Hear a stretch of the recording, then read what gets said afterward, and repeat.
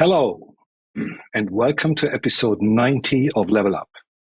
60 minutes of live Q&A where your questions and votes drive the show. Use the Slido link in the chat to vote up the questions that you want answered, and of course, to add your own. Also, feel free to add your comments to LinkedIn. Tell us where you're from, as we will pick them all up during the show. Level Up is live Mondays at 8 a.m. and Fridays at 2 p.m. UK time, and it's live streamed to YouTube and LinkedIn. You can find more about what we do by visiting apmginternational.com. My name is Stephan, and I'm your host today, and we're going to talk about how to build a winning PPP team. PPP stands for Public-Private Partnerships. Now, we had this term in some of our Level Up shows already, but we had been asked to elaborate a bit further on the details. And so today, we want to focus on successful team building in the context of PPPs. We have received quite a few questions regarding this topic from our visitors and from interested people around the world. So I'm sure you and I are looking forward to answers our panelists will provide during the show. Next, let's jump in and meet our panel. Hello, panel. Ladies first. With us today is Dianne Rampadarath from the Port of Spain. She's the Assistant Director in the Public Service of the Republic of Trinidad and Tobago. Dianne is responsible for the implementation of the Agricultural Development Program. She's the ministry's technical assistant and the Food and Agriculture Organization's focal point. And she participated in the international program in financing inclusive agriculture and rural development. Dianne has also gained many awards and scholarships. Her proudest achievement is preparing a rural electrification policy and project proposal recommending the extension of the electricity grid and the utilization of solar-powered panels to provide electrification of rural communities. Dianne, welcome back and great to have you here today. Thank you very much, Stephan. I appreciate the very humbling introduction. So thank you again to Stephan, Charlotte, Nigel, and the team at APMG International for the opportunity to again appear on Level Up and contribute to the discussions about PPPs. Thank you. Thank you, Dianne. Next is Abhaya Agarwal. He's joining us from Delhi today. He's the Partner of Strategy and Transactions from Ernst & Young. Abhaya has over 30 years of diversified consulting experience in the finance and PPP and infrastructure advisory sector. He has been instrumental in developing a number of marquee infrastructure projects across many countries in various sectors. His proudest achievement: successfully closed India's first railway station redevelopment project on PPP and India's first integrated SWM project on PPP mode and India's first greenfield port on PPP. Wow. Welcome, Abhaya. Welcome back to Level Up. Thank you, Stephan. I think it's a pleasure to be here. And today's topic is very interesting as well as complicated. It's much beyond PPP. It's more into behavior science also. So let's debate on that. All right. Thank you very much. And we have Andre Kruger. He's joining us from Johannesburg. Andre has a banking history with good experience in the PPP arena and has been working with a variety of large organizations, including the World Bank. And his proudest achievement, as he says, experiencing practitioners progressing from being apprehensive about using PPP procurement methodologies to becoming more self-confident about their own capabilities. Hello, Andre. Great to have you here.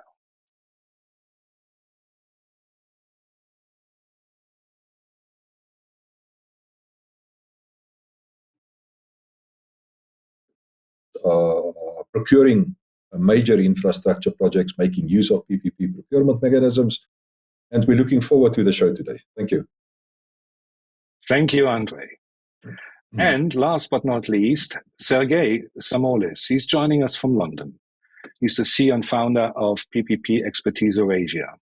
Sergei has over 15 years of experience in PPP and project finance as a banker and consultant. He's also a certified trainer and has delivered courses to over 300 participants. He also led the effort on translating the complete body of knowledge into Russian, making all 3 exams now available in that language. Sergei's proudest achievement is witnessing the immediate impact that his company's training programs make in terms of significantly enhancing the expertise in PPP, very often boosting their careers and leading to impact for PPP capacity and project pipeline development in their countries. Sergei, great to have you here back today. Hello, Stephan. Happy to be back, and very glad to see you and all panelists. Thank you. Thank you very much. Thank you all. Well, before we start, just one important message to you folks watching us online. Again, don't be shy. Introduce yourselves in the chat.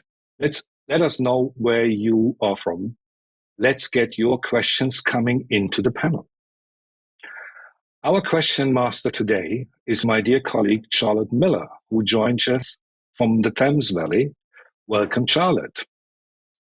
Thank you, Stephan. It's absolutely great to be here. And thank you to our expert panelists for appearing on today's show. Very much looking forward to asking the live questions that we will receive via Slido, LinkedIn, and YouTube chat today.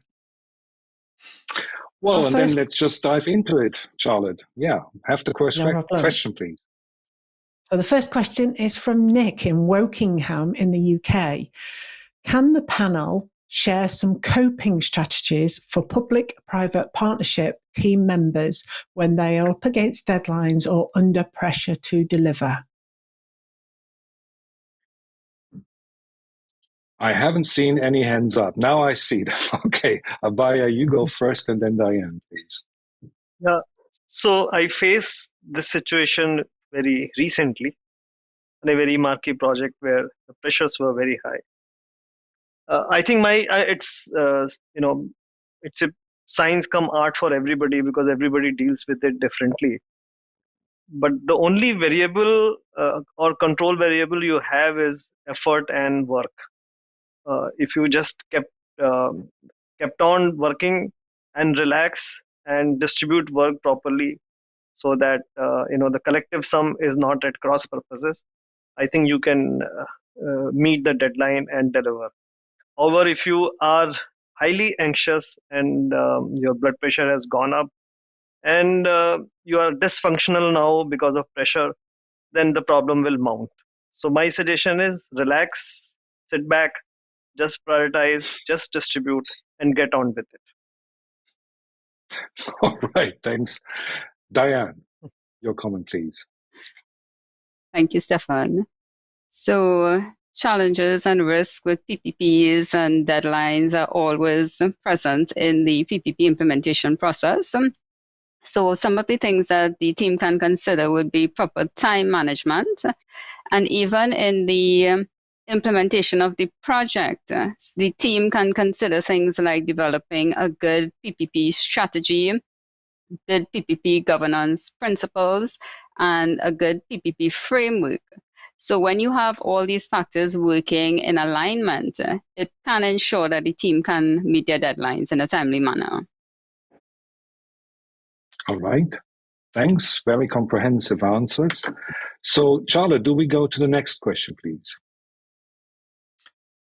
We certainly can, Stephan. I'm just going to navigate my way to it.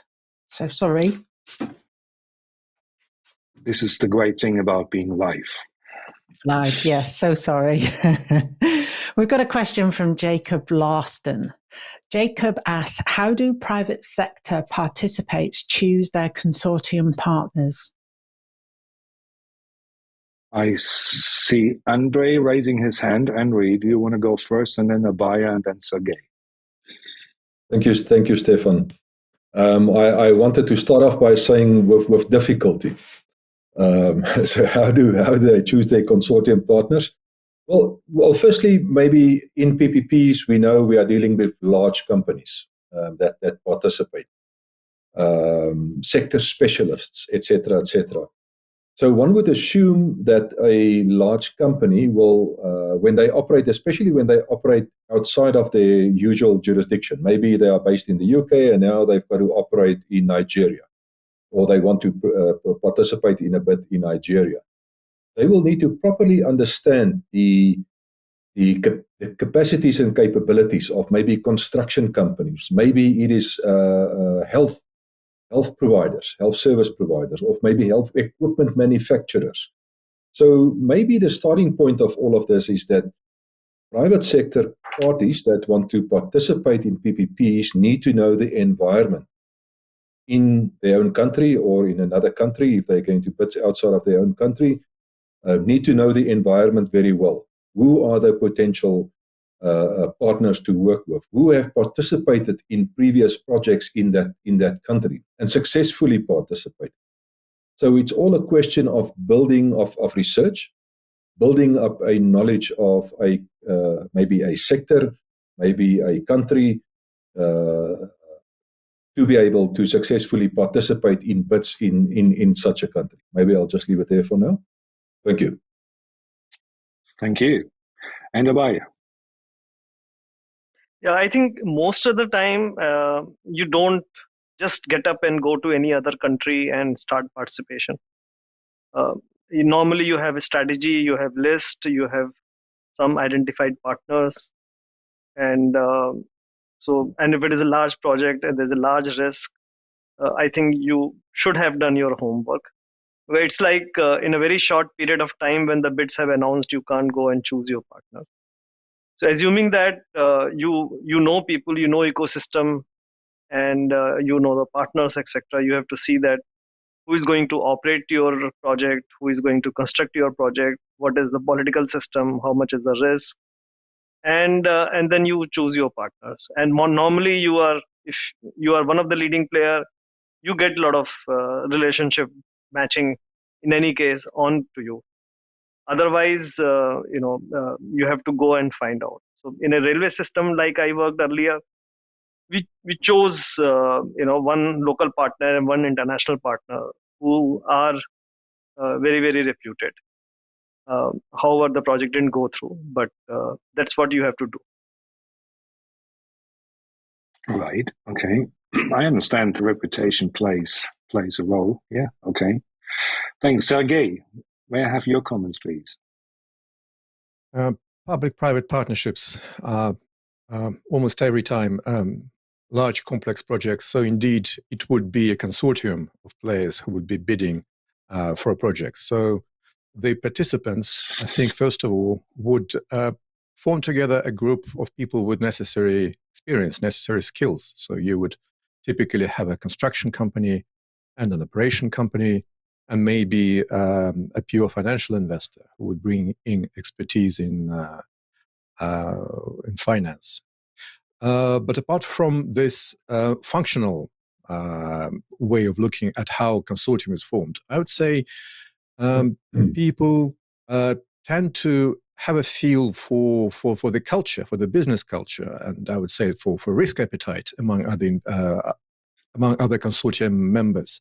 So some people are quite aggressive, so they expect high returns. They negotiate really hard. And some folks are more kind of a gentleman's club behavior. And these things, I think, they matter. If you have two very different type of companies in the same consortium, they could have a terrible time just finding a common language. So I would say that this business culture aspect is also meaningful. Right. Thank you. Thanks, gentlemen, for your replies. And Charlotte, how about looking at the next question? We can, Stephan. It's another question from Jacob Larston. a local bank wishes to participate as a first-time financier of a PPP project.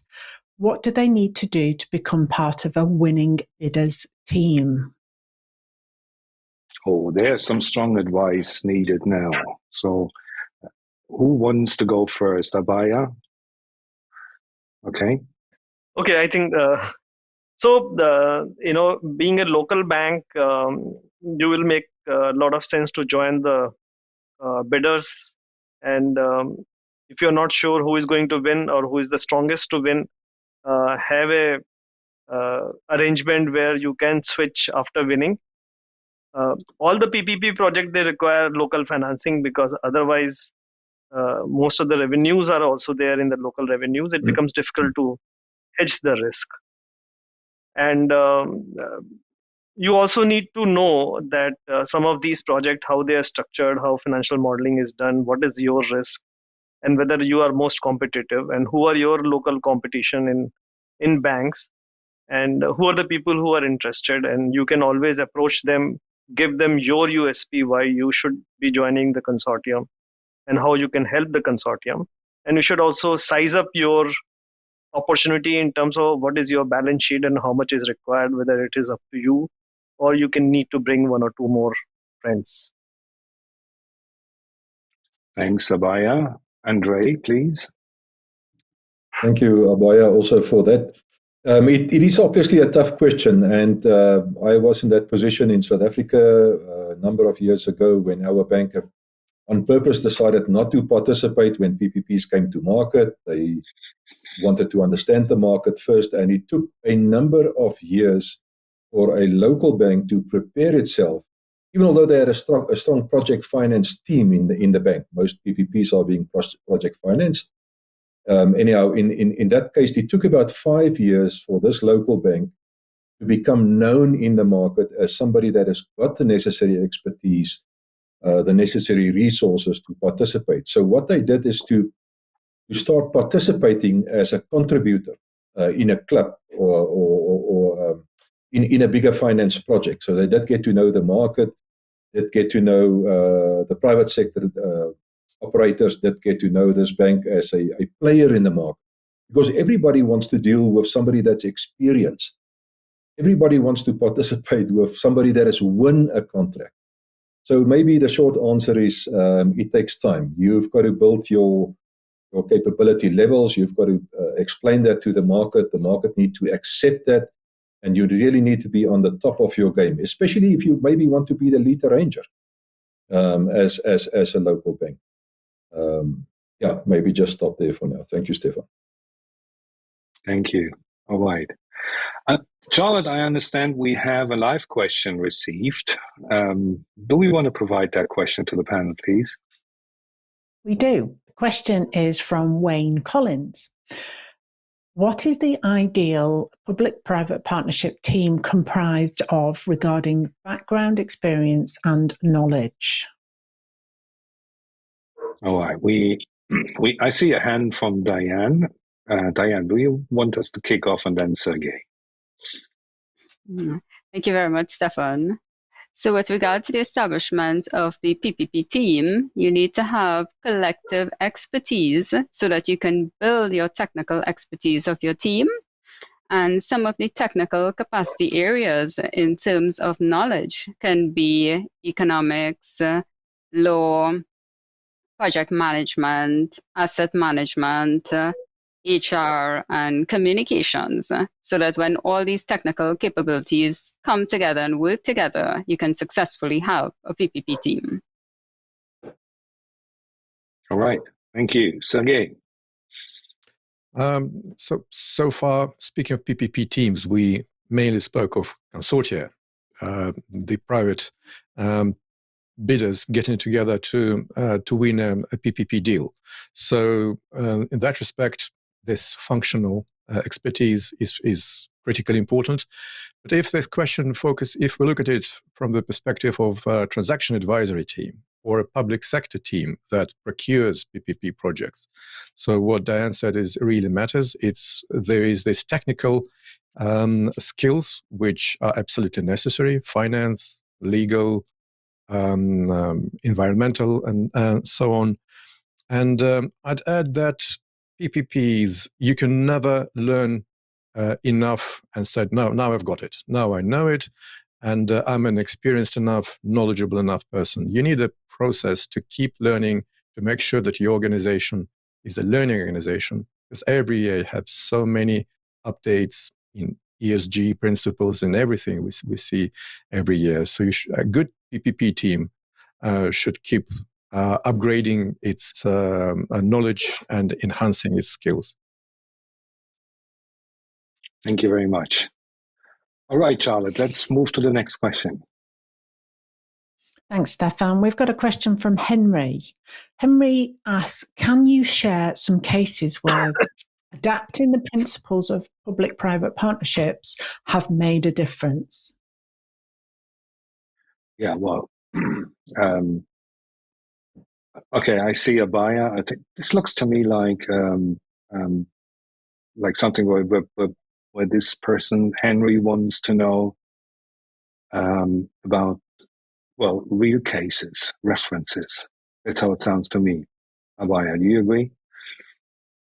Yeah, I don't have UK reference, so I can pass. I have India's reference. So. All right. Anybody else who wants to pick up that question? Okay, Andre, thank you. And Dianne, then Dianne. Andre first, please. Yeah, so the difference between traditional procurement and assets projects procured through a PPP mechanism is all about life cycle costing at the first point of importance, and then subsequently the so-called value for money, meaning that the private sector consortium that delivers your government project need to do it more efficient and less costly than if government was going to develop the project. So by now in the big world, there are many, many examples of very good PPPs where there's significant value for money that is being created. And maybe we can use examples from water treatment plants, wastewater treatment plants, maybe even non-revenue water. If I just stick with water for the moment, maybe non-revenue water projects. We can move into desalination projects. Desalination of brackish water, desalination of seawater, of major dams being cleaned up for bulk water purposes. So making use of or considering long-term cost components and allowing the private sector to optimize the risk management around those. That is where you benefit mostly as a government entity, from lower costs. So private sector in general being able to manage these significant large project risks much better than what governments can do. And there is sufficient theory and practice behind that already in the big world. Thank you. Thank you, Andre. Dianne, please. So some of the cases that PPP initiatives, have been implemented would be in toll roads or port authorities. But the main principle which can ensure that your PPP is successful, irrespective of the type of project, if it's economic or social, would be having a good PPP framework. And the framework details your rules, your regulations, your policy guidelines for the process of a PPP initiative to be successfully implemented. So I would say that one of the principles which really makes a significant difference is having a PPP framework that is approved at the national level. Okay. Thank you very much, Dianne.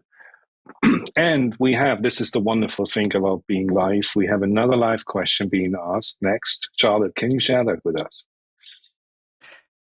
I can. The question is from, Anand Hariel. What are the optimum market conditions for private sector to advocate for public-private partnerships? As always with live questions, we have to give the panel a moment to raise their hands, but I see the first hand coming up. Hello, Abhaya, please. And then Sergei. Yeah, so I think the question per se is not difficult, but little unclear in terms of optimal market condition can have many variables. But invariably, in most of the countries have adopted PPP when they are not able to finance important projects through government funding. So that is one. And second thing is that variable of optical market condition is optimal is that there should be a long pipeline of projects, as well as there is a favorable framework for participation, and government should have some experience and is some kind of model concession agreement so that government knows what are the legal conditions, etc. So, and then I think it's a kind of place where private sector can feel comfortable in investing again and again. So banks should also be ready, and there should be enough funding, long-term funding, because I think although all the countries started with bank financing, which was 5 to 7 year kind of thing, but slowly conditions improved, but banks should be willing to fund. All right, thank you. And then Sergei, next, please. Yeah, I'm quite intrigued by the question, and I'm trying to sort of reconstruct what Anand's key point was in asking what are the conditions for the private sector to advocate for PPPs. So either it's a situation where the government is not yet so keen on PPPs, and it is the public sector who is suggesting why not we take the PPP route, or it is a different kind of situation where we're talking about privately initiated projects, about unsolicited proposals. So let's say it's the second. So there is a working framework. So the government knows what PPPs are. There is a legislation. There is a framework for PPPs. But private sector wants to be more proactive. They have ideas. They come up with ideas that are not yet in the PPP pipeline. So it's a very sensible move for the private sector, for the market to indicate to the public sector, maybe via their professional groups, via their communities, to say we're ready to come up with pretty well-designed projects that we will introduce to the government, and we want you to consider them. So why don't you please create the framework for unsolicited proposals? And then optimal market conditions for that is pretty much what other panelists mentioned. There should be enough private sector companies, enough strong private sector companies, and certainly enough banks with deep enough funding opportunities, or financial instruments like hedging should be available for international players to come in and operate in local currencies. So in that respect, the markets need to be deep enough for competition that private sector could bring and increase the PPP market. Thank you, Sergei. Dianne, please.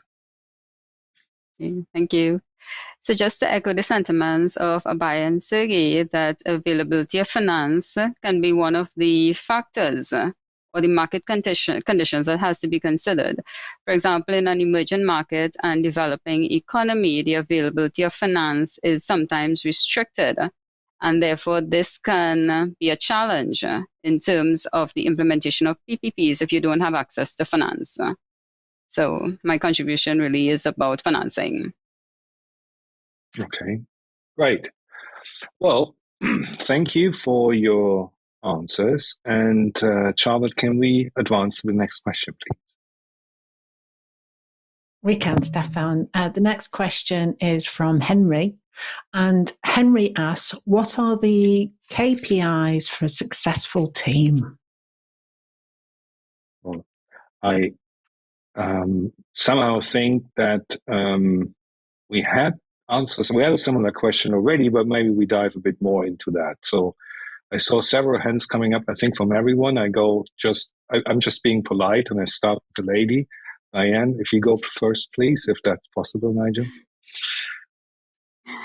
Thank you very much. Okay. Thank you. Some of the KPIs can be customer engagement, where you need to continuously engage and have stakeholder conversations and discussions.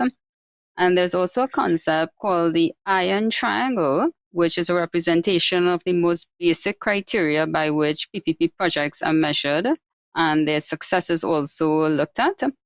And this looks at three main concepts of scope, budget, and if you're meeting your project in a timely manner. So these are some of the KPIs that I can think of.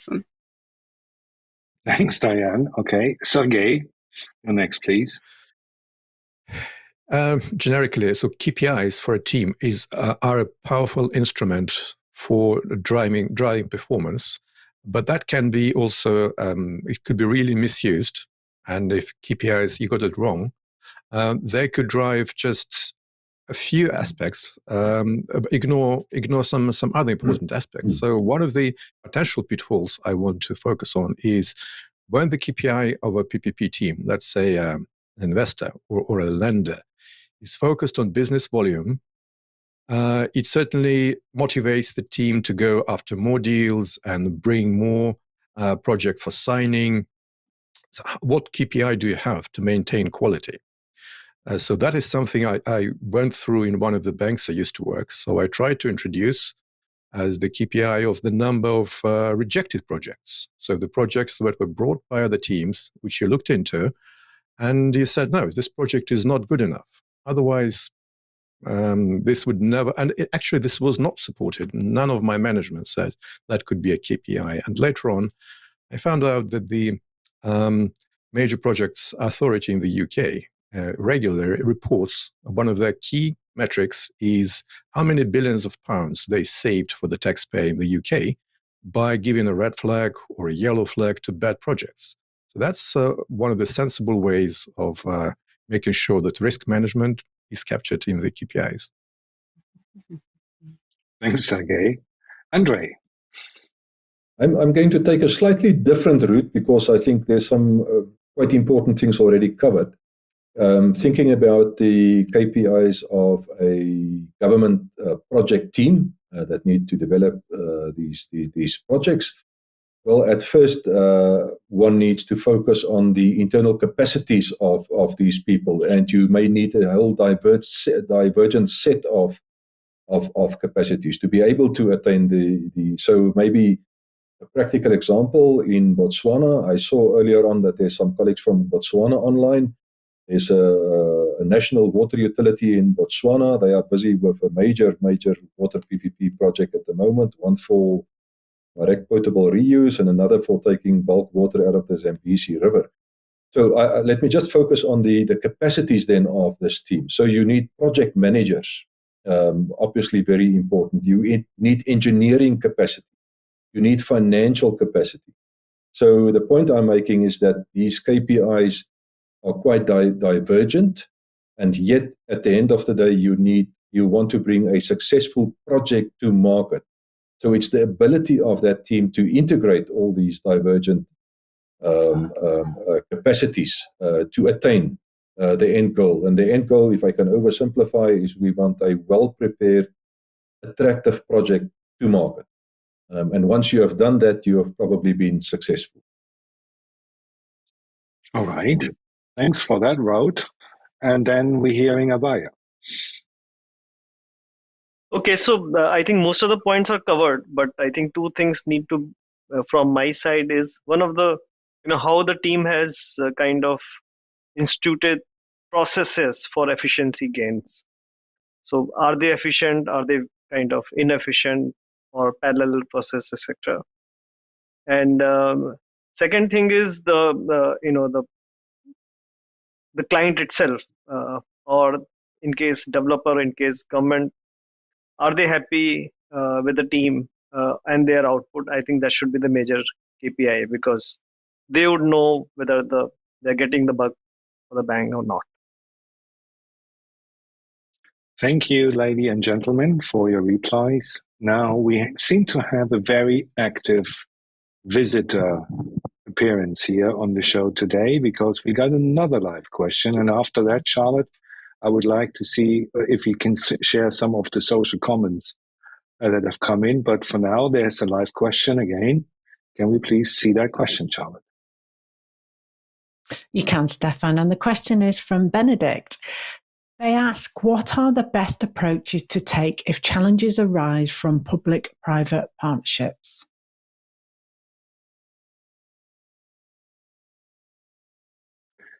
Okay, like I said earlier, the panelists have reserved the right to think a moment about that question. Is anybody happy to go first? Okay, so I saw a slide order that was Abhaya, Andre, Dianne, Sergei. I don't know if you want to reply, but Abhaya, if you please start. Yeah. So public-private partnership is an approach of procurement. If I see it, fundamentally, besides risk transfer and other things, whether you go for PPP or you go for EPC or any other procurement route. So if challenges at the stage of procurement, you are following some problems, you can't go for PPP, then at best you arrange finance and think about EPC.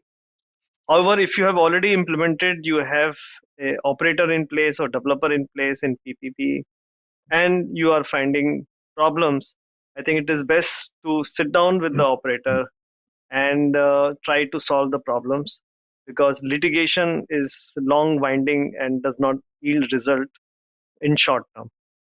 So I think these are the two things that come to my mind. Okay, thanks. Andre, what things come to your mind, please? Yeah, COVID. COVID comes to mind. So, and we are fortunate by now that there's been many studies of what was best practice, how should governments have dealt with the notion of COVID having a major impact on projects, etc., etc. So maybe an example from the UK. I thought it was very good from the UK, from the IPA. When COVID happened, they instructed the government entities that entered into PPPs to, as fast as possible, get into discussions with their private sector partners and to try and preempt the negative effects that COVID may have had on the project. So in PPPs, it's important to know also that it's typically government's main responsibility to keep their partnership alive for the balance of the contract or for the full period of the contract. So the UK was actually quite a good example of very quickly telling their government sponsors, get in contact with your private sector parties, try and estimate what will be the challenges, etc., etc. In the sectors that stand out for me in that scenario was the schools and the hospitals. Let's focus maybe just for a moment on hospitals, where the private sector was responsible to maintain the operations of these hospitals, literally come what may. If there were any funds required, the UK government would have made good for that. Obviously, it may have been variation requirements, etc., but government took their responsibility. I know I'm just touching the subject, but very important for me in that case is that government took the responsibility to step in and to try and predetermine and be proactive in resolving challenges. So that would also be a general comment. Thank you. Thank you. And Dianne, what do you think? So sometimes a challenge may arise from miscommunication or misunderstanding. So stakeholder engagements and conversations are always encouraged to try to address whatever misinterpretation there may be.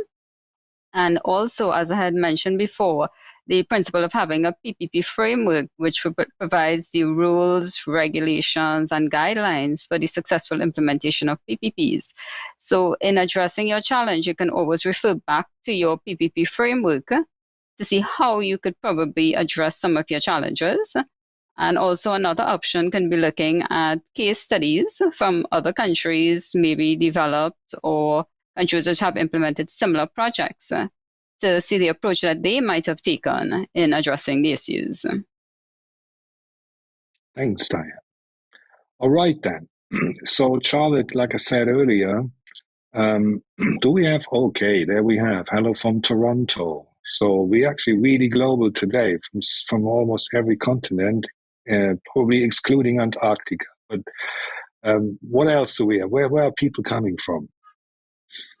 So, yes, thanks, Stephan. We've got a comment from Ella, who's very much enjoying the show. She finds that it's a great episode and very insightful.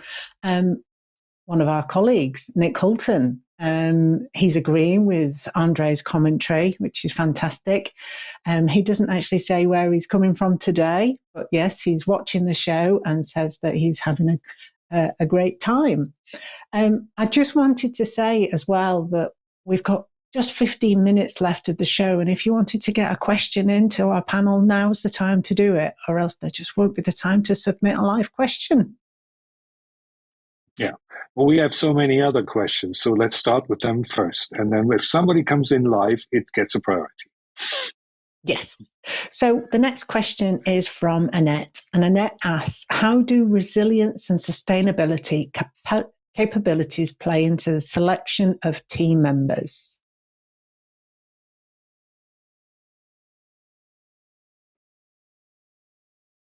Oops. Looks like we. Okay. Abhaya, thanks for kicking us off. I think it's a difficult question because barring few countries who has such professionals, you may be struggling to get. In India, we struggle to get those professionals. But so you need resilience and sustainability capabilities both in technical partner, so that he knows how to model the extreme weather conditions, etc. And then you need a financial modeler who should be able to kind of use all of these scenarios to create sustainability issue in various situations. You also need to select PPP partners who can design the infrastructure in such a way that if any eventuality comes, he should be able to work it on, because everything can't be really perceived beforehand. And so I think Inter-American Development Bank, they have developed a very good product where they have kind of defined how procurement should happen with this kind of capabilities from the private sector. So I think it's a multidisciplinary issue. All right, thank you. I'm sure that we will hear more in the future about resilience and sustainability. But Charlotte, can we please move on to the next question? We certainly can, Stephan. We've got a question from Nick. What advice would the panel share on how to build commercial skills amongst the subject matter experts who work in PPP teams? Do I see a hand from someone who wants to start? Okay, Andre. Thank you. I'm thinking about a PPP team here in South Africa working in a provincial government. So that's a sort of a second tier of government space here in South Africa. A very strong technical team. But as it is, most of them coming from a government background. So even although they may be economists, they may be engineers, etc., very, very, very little commercial skills. And that has actually been built up over a period of time. We were fortunate to also to train that specific team through the CP3P program. But over a period of time, I think it's now 5, 6, 7 years later, that this team is by now through literally hands-on experience, helping also local governments in this space in South Africa. They've literally built up experience about the commercial rationale in many of these transactions. So that transactions included fresh produce markets, land-based agricultural projects, whereby that experience initially was not there. I mean, it was government officials operating within a government space, and in a sense, a limited space. So maybe my short answer is here, father time and practical experience working with projects helps a lot. Thanks. Thanks, Andre. And Sergei, please. Yeah, I would surely echo Andrei's point, and one project comes to mind, one of the largest PPP deals in Central Asia recently in Kazakhstan, the Bakat, the ring road, the toll road around the largest city in Kazakhstan, Almaty. This project took quite a few years. I remember that the roadshow was in 2014 or 15, and only last year it achieved financial close. At some point, the consortium, when they first met with the public sector, it was pretty much the same as Andres spoke. The opposite the table was a number of highly proficient road engineers who were absolutely capable of discussing road surface and everything to do with the roads, but discussing the financial aspects, the commercial aspects of a PPP deal. They never had this experience. Let alone the legal aspects of the PPP documents. It took quite a few years for the public sector in Kazakhstan, and it's the same route in every country new to PPPs, to build up commercial skills. And what we do when we teach the certified PPP professional, we add in a session or two, starting with the foundations of corporate finance. What is the point of the corporation to exist? What does the private investor want? Sometimes it's very important to make sure that the public sector understands the rationale of the private sector, how they think. So that's really helpful. So we would advise take the APMG certified course, and if there is more capacity, I would say some introduction to corporate finance would be good for public sector. And maybe just to add on this, Sergei, the PS Professional Rainmaker, which is a qualification APMG provides, which I think would be fit perfectly into that as an addendum. Thank you very much. And again, we have a live question. Charlotte, can you please share that live question? We do, Stephan. And the question is from Mufada. What are the top 3 attributes for pre-sales to succeed?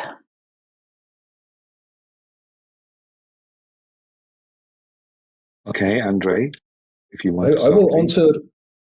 Thank you. I will answer the question thinking about a housing PPP transaction, maybe a social housing PPP transaction. It is obviously a tough market. And in many of these housing projects, what is at stake is that one would develop what is called an integrated housing project. So you would have different typologies of housing in such a project. It may mean that you need to construct and sell some houses. Others may be leased and bought at a later stage. Others may be social housing.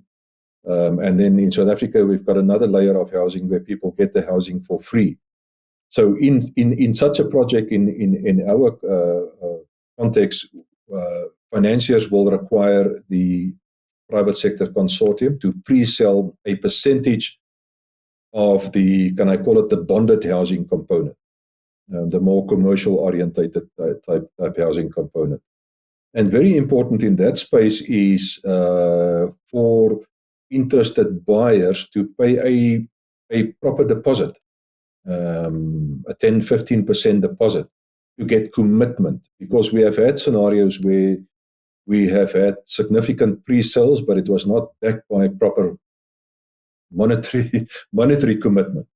And construction companies, especially housing companies, can be quite aggressive in that space, and one need to have some checks and balances. So maybe just those few comments. I hope it fits into what the Mufadal is asking. All right, thanks, Andre. And Dianne, do you want to add some comments, please? Yes. Some PPP projects can be of a social nature, and particularly in emerging markets and developing economies. It may be a challenge for citizens to be able to purchase or access some of these services. So in terms of pre-sales, maybe a suggestion can be having a type of payment plan over a longer period of time, trying to meet the challenges or the financial constraints of citizens so that they can access the social services. All right, thank you very much. We have 10 minutes left, so I wonder if we have time for one other question and a short answer, and then I would like to proceed to any closing remarks. Charlotte, do we have a next question, please? Yes, Stephan, and the question, I think, maybe from yourself. How much of an impact does it make how much of an impact does it make after receiving a public-private partnership training, not just on knowledge, but also on team skills? Yeah, Sergei, if you please start, and then Dianne, and then Abhaya. I would just single out one aspect of the PPP training, the certified PPP training from APMG. It sits in the risk management part of it, in the reasons for success or failure of a projects, which has to do with behavioral aspects. So the body of knowledge speaks of the optimism bias and other types of biases, and from our observations, we see that's one of the things, not even so much of technical PPP related, finance related, but this soft skill thing is one of the key outtakes, which can be immediately implemented by teams, and that really helps in terms of team building. When we say that it's important for a project manager, for the team leader, to give everyone a chance to speak their mind, not to drive their opinions with your leader's initial point of view. And all of these behaviorist aspects, they're, I think, well covered in the guide and really helpful in terms of team building. Thanks, Sergei. Dianne, please. So having training always improves and increases your technical capacity and capability in the area of PPPs. So therefore, having more knowledge is always important. And one of the aspects of training that I can reference in the PPP training is that of contract management, which is a key skill needed in a PPP team. So your PPP training does not always have just your technical knowledge, but it provides you with the skills to be able to contribute as a member of the team. Thanks, Dianne. And Abhaya. Yeah, I think many points have been made. I will just kind of emphasize what was earlier said, that you need to have on a table various views, and then you should be able to still, the best and the worst. Because many times there is a positive bias, there is a negative bias, and we don't hear all the voices. And it's also good to get some opinions from outside. So knowledge will definitely help, and a skill that you have to acquire along with the knowledge when you are practicing it. So simple answer. Thanks, Abhaya. And thanks to everyone on LinkedIn, on YouTube, on this panel, for the questions that have been raised, the answers that you provided today. And I would now like to go around here with some closing remarks, starting with Sergei. Thank you, Stephan. I think it was a great, not very obvious topic for the PPP online event. And coming to think of it, I think more projects fail because of the organizational behaviorist aspects. Something is wrong with the way the team operates, rather than technical, even macroeconomic issues. So this is an important area, and it's great that we had this conversation. I really enjoyed it. Thank you, Sergei. Andre, your closing Thank you, remarks, Stephan. please.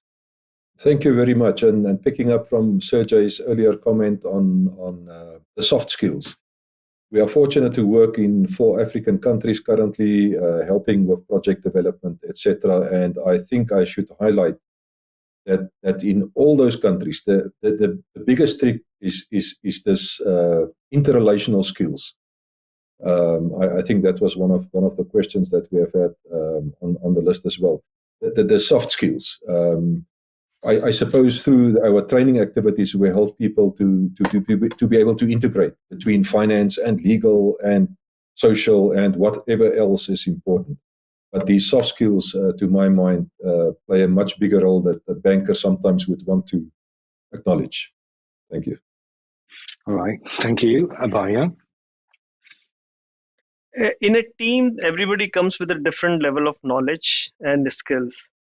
So it becomes very important that you have a team leader or so-called project manager who is able to stitch everything together and also guides and also kind of gets external inputs as and when needed to break the logjam. So it's very important to have a good team leader, I think. Thanks. And final words and closing remarks from Dianne. Thank you, Stephan. Very interesting and insightful show indeed.